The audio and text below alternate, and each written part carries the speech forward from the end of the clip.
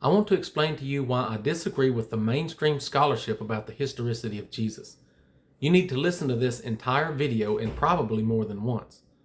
The majority position is that Jesus was a real Jewish preacher who was crucified under the authority of Roman governor Pontius Pilate.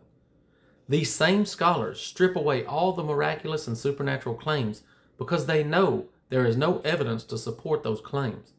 If Jesus was a supernatural person, there could have been multiple independent testimonies to this miracle worker, but there are none. There are no contemporaneous eyewitness testimonies at all for Jesus. There is no credible evidence at all that any first century person testified to the actual existence of Jesus. Everything about Jesus from the biblical canon and from extra biblical sources originated in the 2nd century or later. This includes all the letters of Paul. Scholars are misleading people about even what they call the authentic letters of Paul. At least they are honest enough to admit that many of the Pauline letters were written in the 2nd century and falsely attributed to Paul. But in the near future, they're going to have to admit that all of Paul's letters were written in the 2nd century and falsely attributed to Paul. The book of Acts is the only record for the existence of Paul, and it contradicts Paul's letters in the Bible. Josephus would have been a contemporary with Paul from the same region, in the same religion, and on the same shipwreck that was carrying Jews to Rome to defend their case before Caesar, but Josephus never mentions Paul at all. The book of Acts was most likely written in the late 2nd century to a bishop of Antioch named Theophilus. The main purpose for the book of Acts was to establish Paul's authority in the church, and once they established Pauline authority, then they could teach whatever they wanted and just attach Paul's name to establish authority. The only rationale to support the idea that Paul existed and wrote prior to 70 CE comes from the book of Acts, which was written in the late 2nd century for the primary purpose of establishing authority for a fictional character so they could teach their Greek philosophy. Now let's get back to discussing Jesus. I have listened to many scholars answer the question as to whether they think Jesus existed or not, and they all answer the same way. They shift in their seats and start stuttering about how weak the evidence is and why they wouldn't even expect to find evidence for a poor Jewish carpenter's son from the 1st century.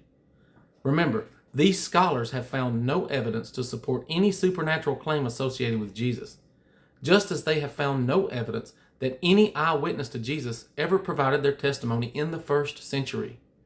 Now let's talk about the Gospels.